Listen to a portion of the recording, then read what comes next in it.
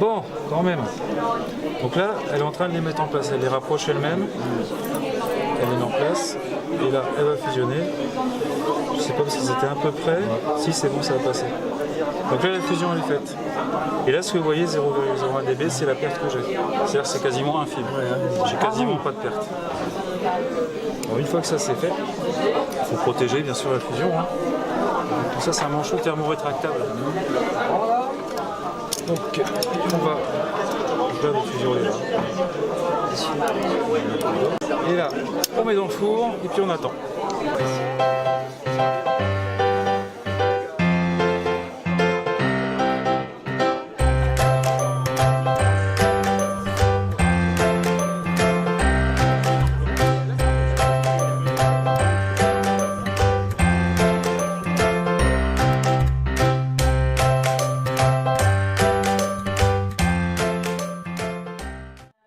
D'adapter la vitesse de travail, de donner à manger à ceux qui ont envie d'aller un peu plus vite, et puis à ceux qui peuvent aller plus vite, et puis que ceux qui ont plus de difficultés prennent leur temps, reviennent sur un exercice, le refassent pour s'améliorer. Ça permet de s'adapter à la vitesse de chacun.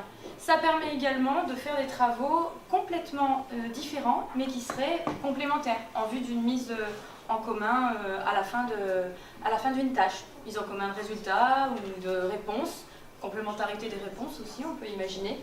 Et puis, ça permet d'individualiser aussi l'activité aux différents canaux d'apprentissage des élèves. On a des élèves qui sont plus auditifs, on a des élèves qui sont plus kinesthésiques, on a des élèves qui sont... voilà, leur canaux d'apprentissage passent par différents moyens et certains sont plus réactifs et peut-être plus touchés quand ils utilisent, quand ils manipulent, quand ils entendent. Voilà, on peut imaginer qu'un élève ne soit pas du tout réactif à une consigne écrite et que de l'entendre, peut-être expliquer, ça peut débloquer chez lui ça peut débloquer un petit peu les choses parfois. L'année dernière, on avait travaillé sur un livre sur la guerre de 14. Il s'était amusé à faire le bruit des bombes, à faire les bruits de la peur, les choses comme ça. Et tous les élèves qui ont du mal à parler, eh ben, on peut les utiliser comme bruiteurs. Et ça, c'est vraiment aussi très intéressant. Moi, je l'ai travaillé de deux façons. Une façon, j'étais avec une collègue rédacteur en chef. On a choisi, nous, la maquette en amont. On a imposé telle ou telle page. Et après, quand on est arrivé devant les élèves, on a dit, ben voilà, tel groupe fait telle page, tel groupe fait telle page, tel groupe fait telle page. C'est un peu directif, mais avec c'est ce qu'on a fait nous avec la citoyenneté illustrée, voilà. Où la une, comme elle rentrait dans le cadre d'une expo, on a dit la une elle sera comme ça. Mais après, moi j'ai travaillé autrement avec des élèves où chaque groupe, j'avais des tables comme ça, chaque groupe créait son magazine. Donc ici il y avait 5 groupes, il y avait 5 magazines sur une même thématique.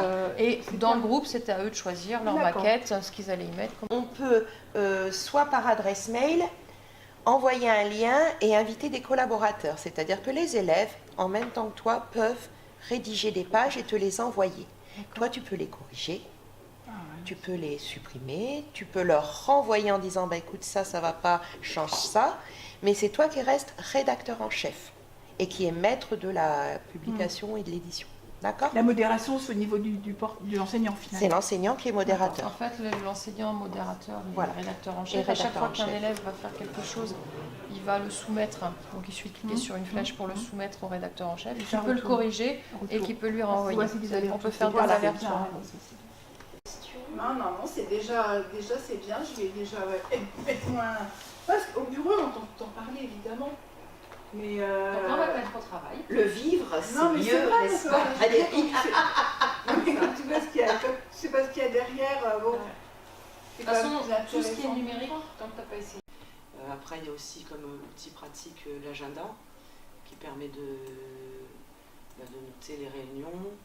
Je leur fais des pages comme ça où ils ont des jeux, alors soit que j'ai créés, soit des jeux que je trouve sur un petit site qui s'appelle Learning Apps, qui est super bien fait et qui est pour toute matière confondue. Même à faire, c'est facile. Ouais. Et ce qui est super intéressant, c'est que bon, là, vous avez ce genre de jeu, mais vous pouvez avoir, enfin moi je l'ai fait par exemple réviser avec le jeu du millionnaire, ou avec le jeu des chevaux de course, où c'est celui qui va aller le plus vite à répondre, qui va gagner, etc.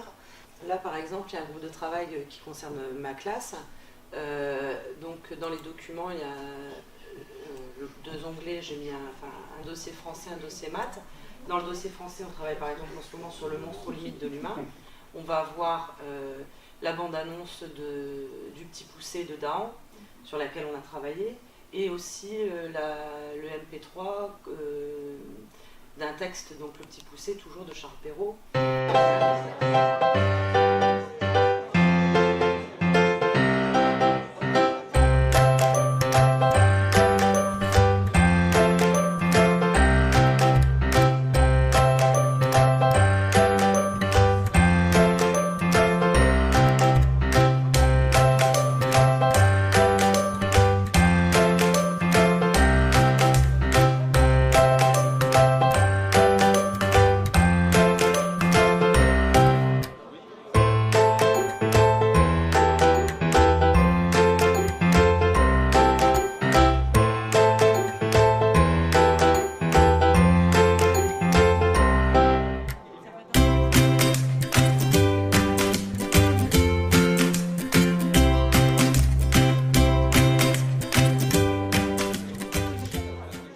Donc, ce qui est intéressant à travers ce salon, c'est de pouvoir, d'avoir pu découvrir tout le matériel disponible actuellement, matériel Numéritech, afin d'emprunter ce matériel pendant un certain nombre de semaines, l'expérimenter et puis en vue d'un achat futur.